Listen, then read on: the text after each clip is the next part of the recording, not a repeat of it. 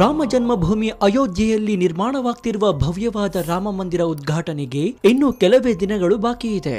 ಈ ಐತಿಹಾಸಿಕ ಕ್ಷಣವನ್ನ ಕಣ್ತುಂಬಿಕೊಳ್ಳಲು ದೇಶದ ಅಸಂಖ್ಯಾತ ಹಿಂದೂಗಳು ದಿನಗಣನೆ ಮಾಡ್ತಿದ್ದಾರೆ. ರಾಮಲಲ್ಲಾ ವಿಗ್ರಹ ಸ್ಥಾಪನೆಗೆ ಸಾಕ್ಷಿಯಾಗಲು ಸಹಸ್ರಾರು ಜನರು ಕಾಯ್ತಾ ಇದ್ದಾರೆ. ಆದ್ರೆ ಇದೇ ರಾಮ ಮಂದಿರದ ಬಳಿ ಹಲವಾರು ಪವಾಡಗಳು ನಡೀತಾ ಇವೆಯಂತೆ. ರಾಮ ಮಂದಿರದ ಬಳಿ ವಾನರ ಸೈನ್ಯವೇ ಹರಿದು ಬರ್ತಿದ್ಯಂತೆ. ಅಷ್ಟೇ ಅಲ್ಲದೆ ಜಟಾಯು ಸೈನ್ಯವು ದೇವಾಲಯದ ಮೇಲೆ ಹಾರ್ತಾ ಇವೆಯಂತೆ.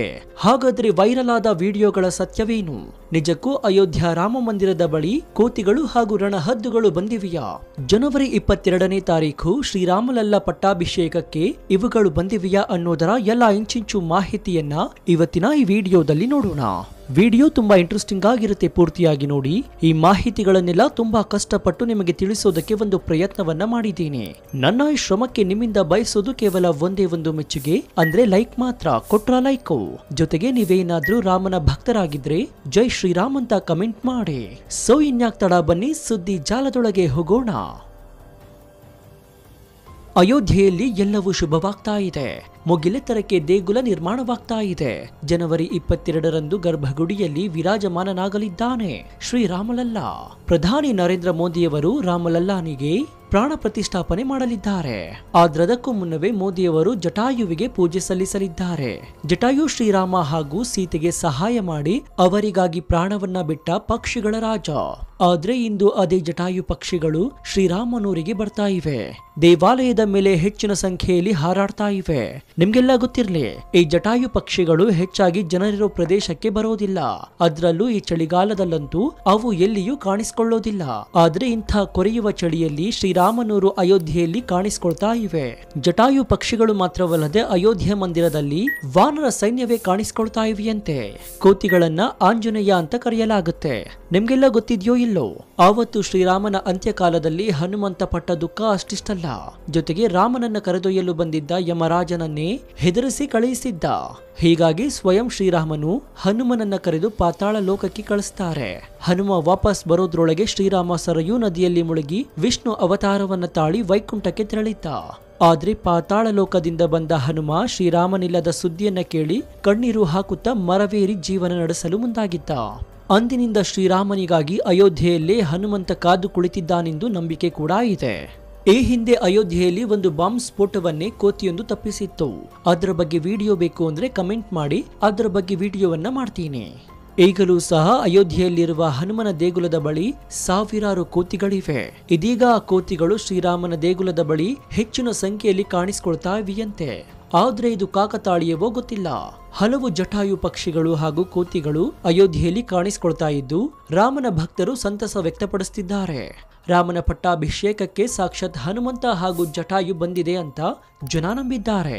ರಾಮಾಯಣ ಅನ್ನೋದು ಸತ್ಯವೋ ಅಥವಾ ಸುಳ್ಳು ಎನ್ನುವ ಅನುಮಾನದ ಬೆನ್ನಲ್ಲೇ ಅವುಗಳು ಖಂಡಿತವಾಗಿಯೂ ಸತ್ಯ ಎನ್ನುವ ವಿಷಯಕ್ಕೆ ಸಂಬಂಧಿಸಿದಂತೆ ಹಲವಾರು ಸಾಕ್ಷ್ಯಾಧಾರಗಳು ಹಾಗೂ ಪುರಾವೆಗಳು ಸಿಕ್ಕಿವೆ. ಬೃಹತ್ ಗಾತ್ರದ ಹನುಮನ ಚಿನ್ನದ ಗದೆ ಸಿಕ್ಕರೆ ಹನುಮ ಬೆಂಕಿಯಿಟ್ಟ ಅಶೋಕವನ ಎಂದಿಗೂ ಕಪ್ಪಾಗಿದೆ. ಅಷ್ಟೇ ಅಲ್ಲದೆ ರಾಮ ಸೇತುವೆಯ ಹಿಂದಿನ ರಹಸ್ಯವೂ ಬಯಲಾಗಿದೆ. ಈ ಬಗ್ಗೆ ನಮ್ಮ ಚಾನೆಲ್ ನಲ್ಲಿ ವಿಡಿಯೋ ಇದೆ, ಅದನ್ನು ನೀವು ನೋಡಬಹುದು. ಜೊತೆಗೆ ಭಗವಾನ್ ರಾಮನ ಸಾವು ಹೇಗಾಯಿತು, ತಮ್ಮ ಲಕ್ಷ್ಮಣನಿಂದಲೇ ರಾಮನ ಸಾವಾಯಿತಾ, ಈ ಕುರಿತು ವಿಡಿಯೋ ಒಂದು ನಮ್ಮ ಚಾನೆಲ್ ನಲ್ಲಿ ಇದೆ. ಅಲ್ಲದೆ ಮುಸ್ಲಿಂ ಮಹಿಳೆ ಶಬನಾಮ್ ಶೇಖ್ ಎಂಬುವವರು ನಾನು ಭಾರತ ದೇಶದ ಸನಾತನಿ ಮುಸ್ಲಿಂ ಅಂತ ರಾಮನ ಕೇಸರಿ ಧ್ವಜವನ್ನ ಹಿಡಿದು ಮುಂಬೈಯಿಂದ ಅಯೋಧ್ಯೆಗೆ ಪಾದಯಾತ್ರೆ ಮಾಡಿದ್ದಾರೆ. ಮತ್ತೊಂದೆಡೆ ಅಯೋಧ್ಯೆಯಿಂದ ಕಾಶಿಗೆ ರಾಮಜ್ಯೋತಿ ತರಲು ಮುಸ್ಲಿಂ ಮಹಿಳೆಯರು ಸಜ್ಜಾಗಿದ್ದಾರೆ. ಶ್ರೀರಾಮನನ್ನು ಪೂಜಿಸುತ್ತಾ ಅಯೋಧ್ಯೆ ಮಣ್ಣು ಸರಯೂ ನದಿಯ ನೀರನ್ನ ಕಾಶಿಗೆ ಕೊಂಡೊಯ್ಯಲು ಇಬ್ಬರು ಮುಸ್ಲಿಂ ಮಹಿಳೆಯರು ಸಜ್ಜಾಗಿದ್ದು ಅದರ ಕುರಿತು ಸಹ ಒಂದು ವಿಡಿಯೋ ನಮ್ಮ ಚಾನೆಲ್ ನಲ್ಲಿದೆ, ಅದನ್ನು ಸಹ ನೀವು ನೋಡಬಹುದು. ಆಗ್ಲೇ ಹನುಮನ ಬಗ್ಗೆ ಹೇಳಿದ್ವಿ. ಇನ್ನು ಜಟಾಯುವಿನ ಬಗ್ಗೆ ಹೇಳೋದಾದ್ರೆ ಭಿಕ್ಷುಕ ವೇಷದಲ್ಲಿ ಬಂದ ರಾವಣ ಸೀತೆಯನ್ನು ಅಪಹರಿಸಿಕೊಂಡು ಹೋಗ್ತಿರ್ತಾನೆ. ದಾರಿಯಲ್ಲಿ ಸೀತೆ ತನ್ನನ್ನು ಕಾಪಾಡುವಂತೆ ಗೋಗರಿತಾಳೆ. ಹೀಗಿರುವಾಗ ಒಂದು ಪರ್ವತದ ಬಳಿ ಕುಳಿತಿದ್ದ ಜಟಾಯು ಪಕ್ಷಿಗೆ ಹೆಣ್ಣಿನ ಆಕ್ರಂದನ ಕೇಳುತ್ತೆ. ಮೊದಲು ಯಾರು ಎನ್ನುವುದು ಸರಿಯಾಗಿ ತಿಳಿಯೋದಿಲ್ಲ. ಹೆಣ್ಣೊಬ್ಬಳನ್ನ ಯಾರು ಪೀಡಿಸುತ್ತಿದ್ದಾರೆ ಎಂದು ಜಟಾಯು ಸುಮ್ಮನಾಗಿ ಬಿಡುತ್ತಾನೆ. ಆದ್ರೆ ಯಾವಾಗ ಸೀತೆ ರಾಮ ಲಕ್ಷ್ಮಣನ ಹೆಸರನ್ನ ಕೂಗ್ತಾಳೋ ಆಗ ಜಟಾಯು ಎಲ್ಲಿ ಏನಾಗ್ತಿದೆ ಎಂದು ತಿಳಿಯಲು ಸುತ್ತಲೂ ನೋಡ್ತಾನೆ. ಆಗ ಸ್ವಲ್ಪ ದೂರದಲ್ಲಿ ರಥದ ರೀತಿಯ ವಿಮಾನವೊಂದು ಆಕಾಶದಲ್ಲಿ ಹಾರುತ್ತಾ ಆ ಕಡೆ ಬರ್ತಾ ಇರೋದು ಕಾಣುತ್ತೆ. ಅದರಲ್ಲಿ ಆಭರಣ ಧರಿಸಿರುವ ಸೀತೆಯನ್ನ ರಾವಣ ಬಲಾತ್ಕಾರದಿಂದ ಎಳೆದೊಯ್ಯುತ್ತಾ ಇರ್ತಾನೆ. ಆ ರಥ ಜಟಾಯು ಬಳಿ ಬರ್ತಿದ್ದ ಹಾಗೆ ಸೀತೆಯೂ ಸಹ ಜಟಾಯುವನ್ನ ಗುರುತಿಸಿ ಈ ರಾಕ್ಷಸನಿಂದ ನನ್ನನ್ನು ಕಾಪಾಡು ಎಂದು ಕೇಳಿಕೊಳ್ತಾಳೆ. ಈ ದುಷ್ಟನಾದ ರಾವಣ ತನ್ನ ಕುತಂತ್ರಿ ಬುದ್ಧಿಯಿಂದ ನನ್ನನ್ನು ಅಪಹರಿಸಿಕೊಂಡು ಹೋಗ್ತಿದ್ದಾನೆ, ನನಗೆ ತಪ್ಪಿಸಿಕೊಳ್ಳಲು ಸಾಧ್ಯವಾಗ್ತಾ ಇಲ್ಲ. ರಾಮ ಲಕ್ಷ್ಮಣನಿಗೆ ನನ್ನನ್ನು ರಾವಣ ಅಪಹರಿಸಿದ್ದಾನೆ ಎನ್ನುವ ವಿಚಾರವನ್ನ ತಿಳಿಸು ಎಂದು ಸೀತೆ ಹೇಳ್ತಾಳೆ. ಸೀತೆಯ ಈ ಕಷ್ಟವನ್ನ ನೋಡಲಾರದೆ ಜಟಾಯು ಮೊದಲು ರಾವಣನ ಬಳಿ ಮಾತನಾಡಿ ಬೇಡಿಕೊಳ್ತಾನೆ. ಸೀತೆಯನ್ನ ಬಿಟ್ಟು ಬಿಡು, ರಾಮ ಲಕ್ಷ್ಮಣರಿಗೆ ತಿಳಿದರೆ ಪರಿಣಾಮ ಸರಿ ಇರೋದಿಲ್ಲ ಅಂತಾನೆ. ಆದ್ರೆ ರಾವಣ ಜಟಾಯುವಿನ ಮಾತಿಗೆ ಸೊಪ್ಪು ಹಾಕೋದಿಲ್ಲ. ಇದರಿಂದ ಕೋಪಗೊಂಡ ಜಟಾಯು, ನಾನು ನಿನಗೆ ಹೋಗಲು ಬಿಡೋದಿಲ್ಲ, ಸೀತೆಯನ್ನ ಇಲ್ಲೇ ಬಿಟ್ಟು ಬಿಡು ಅಥವಾ ನನ್ನನ್ನು ಎದುರಿಸು ಅಂತ ಹೇಳುತ್ತೆ. ರಾವಣ ಸಹ ಯುದ್ಧ ಮಾಡಲು ಸಿದ್ಧನಾಗ್ತಾನೆ. ಜಟಾಯುವಿನ ಮೇಲೆ ಬಾಣಗಳ ಪ್ರಹಾರವನ್ನೇ ಮಾಡ್ತಾನೆ. ಆದ್ರೆ ಹೆಚ್ಚು ರೆಕ್ಕೆಗಳು ಇದ್ದ ಕಾರಣ ಬಾಣಗಳು ತಾಗೋದಿಲ್ಲ. ಜಟಾಯುವಿಗೆ ಹೇಳಿಕೊಳ್ಳುವಷ್ಟು ಶಕ್ತಿ ಇರೋದಿಲ್ಲ. ವಯೋಸಹಜವಾಗಿ ಶಕ್ತಿ ಕಡಿಮೆ ಆಗಿತ್ತು. ಆದ್ರೂ ಜಗ್ಗದೆ ಸೀತೆಯನ್ನು ಕಾಪಾಡುವ ಕಾರಣದಿಂದ ಬಹಳ ಹೋರಾಟ ನಡೆಸ್ತಾನೆ. ಹೀಗೆ ಕೆಲ ಸಮಯ ಯುದ್ಧ ಆಗುತ್ತೆ. ಜಟಾಯು ಹಾಗೂ ರಾವಣ ನೆಲದ ಮೇಲೆ ಯುದ್ಧ ಮಾಡಲು ಆರಂಭಿಸ್ತಾರೆ. ಆದ್ರೆ ಜಟಾಯುವಿಗೆ ಆಯಾಸವಾಗಲು ಆರಂಭವಾಗುತ್ತೆ. ಈ ಸಮಯಕ್ಕಾಗಿ ಕಾದಿದ್ದ ರಾವಣ ಖಡ್ಗದಿಂದ ಜಟಾಯುವಿನ ರೆಕ್ಕೆಯನ್ನು ಕತ್ತರಿಸಿ ಬಿಡ್ತಾನೆ. ಇದರಿಂದ ಜಟಾಯು ಕುಸಿದು ಬೀಳ್ತಾನೆ. ರಾವಣ ಗೆದ್ದೆ ಎಂಬ ಸಂತೋಷದಲ್ಲಿ ಅಲ್ಲಿಂದ ಹೊರಡ್ತಾನೆ. ಆದ್ರೆ ಜಟಾಯುವಿನ ಪ್ರಾಣ ಹಾಗೆಯೇ ಇರುತ್ತೆ, ಅಲ್ಲಿಯೇ ಒದ್ದಾಡುತ್ತಾ ಮಲಗಿರುತ್ತೆ.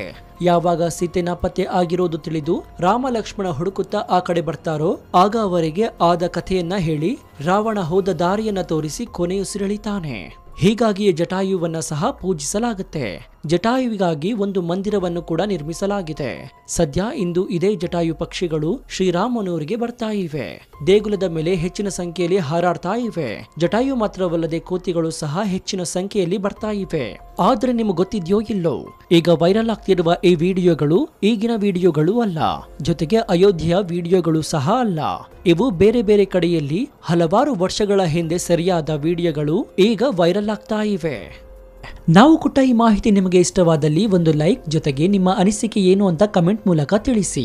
ಇದರಿಂದ ನಮಗೆ ಇನ್ನೂ ಹೆಚ್ಚೆಚ್ಚು ವಿಷಯಗಳನ್ನ ನಿಮ್ಮ ಮುಂದೆ ಹಂಚಿಕೊಳ್ಳಲು ಉತ್ಸುಕರಾಗ್ತೀವಿ. ಇನ್ನು ನಮ್ಮ ಚಾನೆಲ್ ನಲ್ಲಿ ಇಂತಹ ಅನೇಕ ಕುತೂಹಲಕಾರಿ ವಿಡಿಯೋಗಳು ಇವೆ, ಅದನ್ನು ನೋಡಿ ಪ್ರೋತ್ಸಾಹಿಸಿ. ಧನ್ಯವಾದ. ನಾವು ಕೊಟ್ಟ ಈ ಮಾಹಿತಿ ನಿಮಗೆ ಇಷ್ಟವಾದಲ್ಲಿ ಒಂದು ಲೈಕ್, ಜೊತೆಗೆ ನಿಮ್ಮ ಅನಿಸಿಕೆ ಏನು ಅಂತ ಕಮೆಂಟ್ ಮೂಲಕ ತಿಳಿಸಿ. ಇದರಿಂದ ನಮಗೆ ಇನ್ನೂ ಹೆಚ್ಚೆಚ್ಚು ವಿಷಯಗಳನ್ನ ನಿಮ್ಮ ಮುಂದೆ ಹಂಚಿಕೊಳ್ಳಲು ಉತ್ಸುಕರಾಗ್ತೀವಿ. ಇನ್ನು ನಮ್ಮ ಚಾನೆಲ್ ನಲ್ಲಿ ಇಂತಹ ಅನೇಕ ಕುತೂಹಲಕಾರಿ ವಿಡಿಯೋಗಳು ಇವೆ, ಅದನ್ನು ನೋಡಿ ಪ್ರೋತ್ಸಾಹಿಸಿ. ಧನ್ಯವಾದ.